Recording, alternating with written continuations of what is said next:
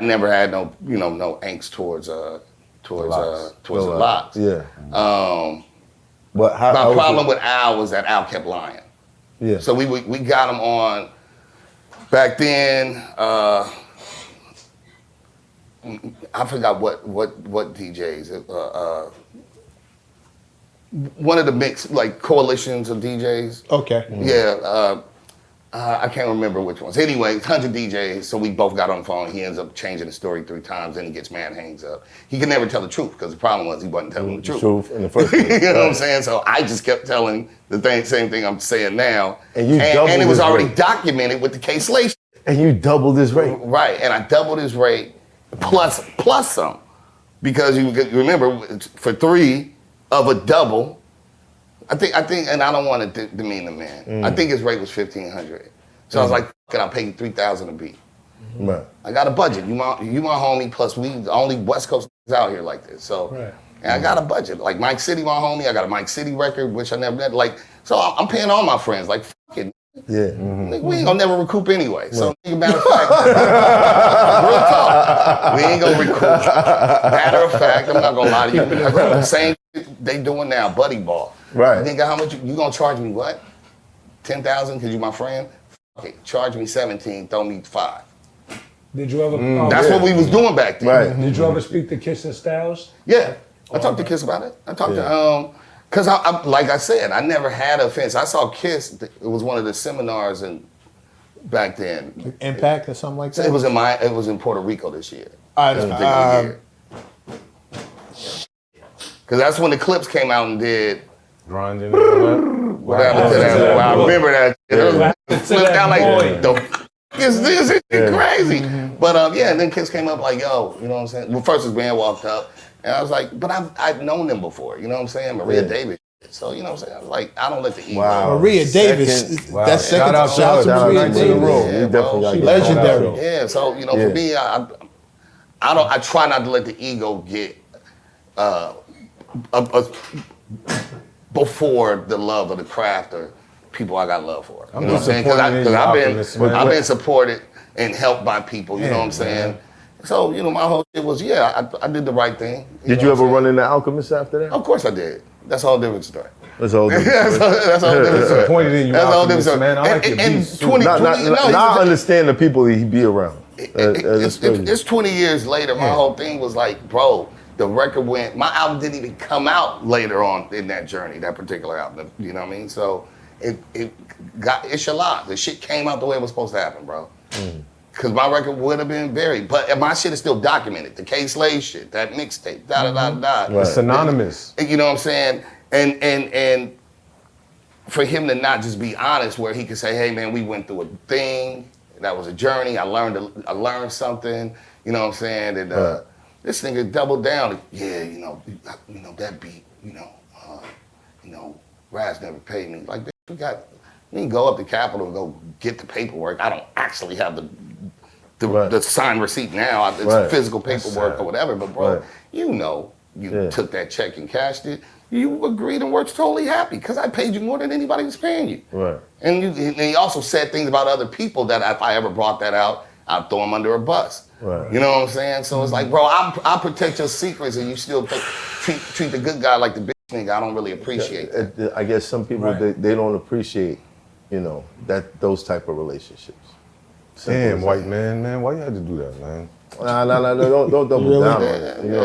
It's not a color thing. But now I truly it's understand certain people that he be around. I truly understand it. Wow. Just, after 20 years, because Nas, nigga, you hadn't sold Nas no beat back then. Like, stop with the magical. It's the Dave Chappelle when he was born and the nigga got addicted. You know what I'm saying? Nigga's narrative is crazy. The nigga winning his new narrative is incredible. I did it by myself. I crawled out of my mother and then I sold crack and shot 18 niggas. Like, stop it, man. Just stop with the shenanigans, man. It's not shenanigans. That's crazy, man. Oh, man. That's sad. So that's that story. That wasn't the first beat, though. Wasn't it something with one of Rick Rock's beats? That was during the same album. That was during the same album? Yeah, that's the only time somebody ever sold me a beat and then flipped it. What about Change the Game, the Jay-Z beat? That wasn't my beat. That wasn't yours, right? No, okay, that wasn't all right, me. my fault. I got the Rick Rock beat because like Jay had killed one. We knew Rick Rock.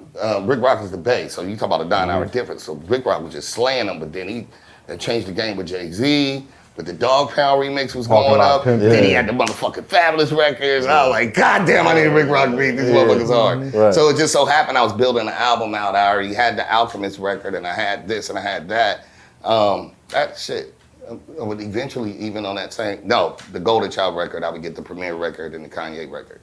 But yeah, man, I was just building out a record. And I love the record as a street single. That's the way we saw the record. Right. And I remember the label was way before we knew Alchemist double sold the beat. They're like, you should put Xzibit on it. He had just went, bitch please. So now Xzibit is platinum. I'm like, you didn't give a fuck about Xzibit. All these other songs he been on my albums, like y'all groupies. So and he's on 2 other songs on my album. Why you want him on this song? Y'all groupies. So I'm not. I'm just because of that. I'm not putting the nigga on this record. The song's done. Did it on K-Slade and did it at Monie Love and the other brothers. Well, I can't remember the names, but yeah, it was documented. It's done. It's documented. I think he tried to keep trying to do this. Like I never paid him. I'm not a bum. Like I said, my Ashkenazis was just as powerful as his Ashkenazis. Don't play with me. We can shut you down, bro. Right. Stop it.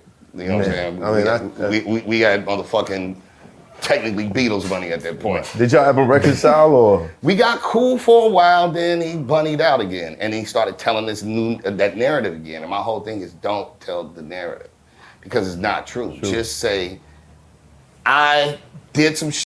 I want to go into it too much, but I'm grateful and I learned something, but Ras handled his business because he tried to make it sound like me or my company.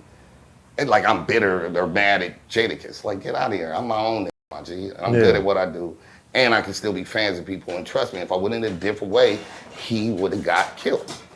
I'm more than sure his face would not look the same if I would have went about it a different way. That record. Yeah, right. You know what I'm saying? And there's more to that. You know what I'm saying? I just don't want to tell the tough guy shit, but it's more. Yeah. Like we had conversation. Trust that. Right. I was a different nigga back then. So, shout out to Rob. I was definitely a different nigga. Remember them stories? Yeah, I wasn't. What was those times like, and why? When you're younger, you're invincible. At least you think so. At least you think so. Yeah, and plus, we all know how that. Some good mornings you just wake up like, yo, I ain't really fought a nigga. I gotta see if I still got it. First thing that say something, might as well get it this time. Right. Maybe I won't ignore it. You know what I'm saying? I never started shit. I'm a little dude. So I'm always been, and I'm a Watts baby. So I was always used to testing me.